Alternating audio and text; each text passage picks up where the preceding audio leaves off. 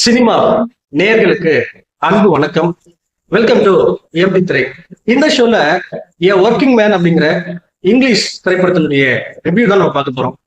இந்த படம் அமேசான் பிரைம்ல தமிழ் டப்பிங்கோட அவைலபிளா இருக்கு. ஜெய்சன் ஸ்டாத்தம் தான் இந்த படத்துல லீட் கேரக்டர் பண்ணியிருக்காரு. ஒரு பக்காவான ஒரு ஆக்ஷன் த்ரில்லரா இந்த படத்தை கொடுத்திருக்காங்க. ஆக்சுவலா ஹீரோ ஜெனி அப்படிங்கிற ஒரு பொண்ணை ஒரு ரஷ்யன் கேண்டிடேட் இருந்து எப்படி காப்பாத்துறாரு அப்படிங்கிற ஒரு தீம்ல போகக்கூடிய கதை. ஹீரோவை பொறுத்த வரைக்கும் பாஸ்ட்ல ஒரு ஆர்மி மேனா வேலை பார்த்துட்டு இருக்காரு. பிரசன்ட்ல ஒரு கன்ஸ்ட்ரக்டிங் ஒர்க்கிங் மேனா வேலை பார்த்துட்டு இருக்காரு.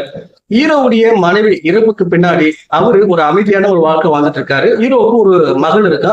சோ அந்த மகளை பாத்தீங்கன்னா அவருடைய மாமனார் கட்டுப்பாட்டுல இருப்பாங்க. ஹீரோவை பார்க்கவே விட மாட்டாரு அவரு. காரணம் என்ன அப்படின்னா ஹீரோவால ஆபத்துகள் வரும் அப்படிங்கிற காரணத்தினால ஹீரோவை தன்னுடைய மகளை கூட பார்க்க விட மாட்டாரு அவருடைய மாமனார். இவரு எந்த வம்பு சண்டைக்கும் போகாம பிரசன்ட்ல ஒரு அமைதியான வாழ்க்கை வாழ்ந்துட்டு இருக்காரு. அந்த சமயத்துல ஹீரோவுக்கு நெருக்கமான ஒரு ஃபேமிலி வீட்டுல, அதாவது கார்சியா அப்படிங்கிற ஒரு குடும்பத்தினுடைய வீட்டுல ஜெனி அப்படிங்கிற ஒரு பொண்ணை ஒரு ரஷ்யன் கேங்கு கடத்திடுறாங்க. அந்த ரஷ்யன் கேங்க எப்படி ஹீரோ தனியால ட்ராக் பண்ணி போறாரு, அந்த ரஷ்யன் கேங் கிட்ட இருந்து அந்த ஜெனி அப்படிங்கிற பொண்ணை எப்படி காப்பாத்துறாரு, தன்னுடைய ஃபேமிலியை எப்படி சேஃபா பாத்துக்கிறாரு, இப்படி நிறைய விஷயங்களை சொல்லக்கூடிய படம் தான் ஏ ஒர்க்கிங் மேன். இந்த படத்தை பத்தி ஆலோசனம் அப்படின்னா, நம்ம ஹீரோ ஜெய்சன் ஸ்டாத்தம் இருக்காரு இல்லையா, இவருடைய படங்கள் இருக்கக்கூடிய ட்ரேட்மார்க் என்ன அப்படின்னா ஆக்ஷன் சீக்வன்ஸ் தாங்க. அதாவது ஆக்ஷன் சீக்வன்ஸ் எல்லாம் வெறித்தனமா சும்மா தாறுமாறா இருக்கும்.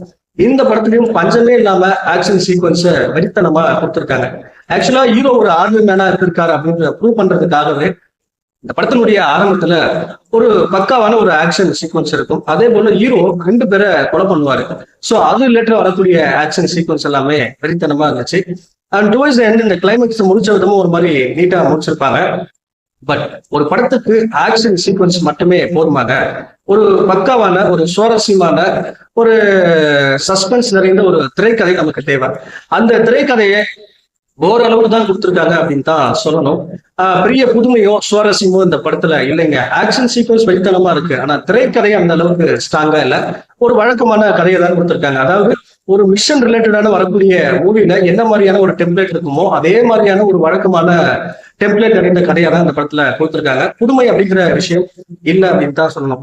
இப்ப இருக்கிற காலகட்டத்துல புதுமையான விஷயங்களை எதிர்பார்த்துட்டு இருக்கிற ரசிகர்களுக்கு கொஞ்சம் ஏமாற்றமா இருக்கும். மற்றபடி ஒன்ஸ் ட்ரை பண்ணி பார்க்கக்கூடிய ஒரு படம் தான். எமோஷனல் அப்படிங்கிறதும் பெரிய அளவுல கனெக்ட் ஆகல இந்த படத்துல.